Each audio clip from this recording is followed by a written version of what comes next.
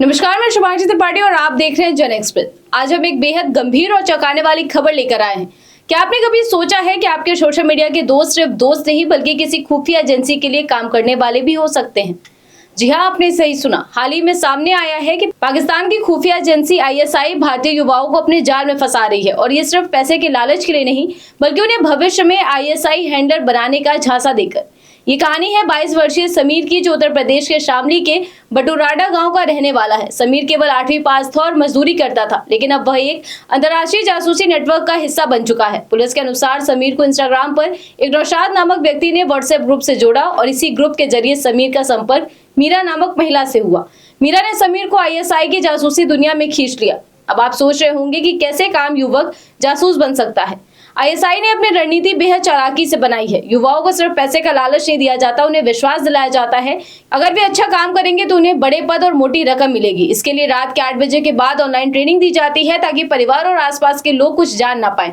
इस ट्रेनिंग में युवाओं को सिखाया जाता था कि रेलवे स्टेशन, सुरक्षित बलों के ठिकानों और अन्य संवेदनशील जगहों की फोटो, वीडियो और जीपीएस लोकेशन कैसे भेजनी है। मीरा का रोल इस नेटवर्क में बहुत अहम था। उसने समीर को भरोसा दिलाया कि अगर वो आईएसआई के लिए काम करेगा तो उसे भविष्य में बड़ा पद मिलेगा। यही भरोसा समीर को हथियार तस्करी और अन्य गंभीर आरोपों में खींचने के लिए इस्तेमाल किया गया। जांच में समीर ने स्वीकार किया कि उसने मुंबई, मध्य प्रदेश और पंजाब तक जाकर आईएसआई के लिए जानकारी एकत्र की है। पुलिस की जांच में यह भी खुलासा हुआ कि आईएसआई सिर्फ शामली तक सीमित नहीं है। बिहार, दिल्ली, गाजियाबाद, पटना और पश्चिमी यूपी के कई युवा इस जाल में फंसे हुए हैं। ये लोग संवेदनशील जगहों की फोटो, वीडियो, लोकेशन विदेशी नंबरों पर भेजते थे।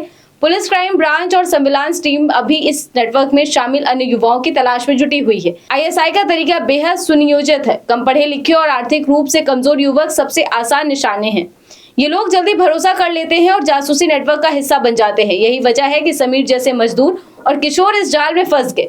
आईएसआई ने उन्हें प्रशिक्षित किया कि कैसे मोबाइल ऐप्स और लोकेशन का इस्तेमाल करके डेटा भेजा जाए। लेकिन ये कहानी सिर्फ एक युवक की नहीं है, ये पूरे देश की सुरक्षा की कहानी है। हाल ही में कुछ दिन पहले गाजियाबाद पुलिस ने एक सक्रिय गिरोह को पकड़ा जो भारत की खुफिया और सेना से जुड़ी जानकारी पाकिस्तान और अन्य देशों तक पहुंचाता था। और ऐसे ही कई लोग और गिरोह आए दिन पुलिस जांच में सामने आते रहते हैं, लेकिन ये आंकड़े रुकते नहीं हैं। एक गिरोह को पकड़ा जाता है तो आगे दूसरा और फिर आगे तीसरा गिरोह सामने आता है। इस तरह की समस्याएं बेहद गंभीर है और केंद्र सरकार को इस पर विशेष रूप से ध्यान देना चाहिए। ये मामला साफ तौर पर दिखाता है कि कैसे दुश्मन देश की एजेंसियां सोशल मीडिया और डिजिटल प्लेटफॉर्म का इस्तेमाल करके भारत के युवाओं को गुमराह कर सकती हैं। कम पढ़े लिखे और आर्थिक रूप से कमजोर वर्ग के लोग सबसे आसान निशाने बनते हैं। इससे पता चलता है कि न सिर्फ बड़े अपराधियों बल्कि हमारे रोजमर्रा के सोशल मीडिया फ्रेंड्स की भी सुरक्षा जांच कितनी जरूरी है। सोशल मीडिया सिर्फ मनोरंजन और दोस्त बनाने का माध्यम नहीं है, ये खतरनाक भी हो सकता है अगर हम जागरूक न रहें तो। युवाओं को सोशल मीडिया पर सावधान रहना चाहिए, अजनबियों पर तुरंत भरोसा नहीं करना चाहिए और अगर किसी को संदिग्ध गतिविधि दिखे तो पुलिस से संपर्क जरूर करना चाहिए। फिलहाल समीर समेत 3 आरोपियों को गिरफ्तार किया गया है। पुलिस पूछताछ और मिली जानकारियों की मदद से इस नेटवर्क को धीरे धीरे तोड़ा जा रहा है।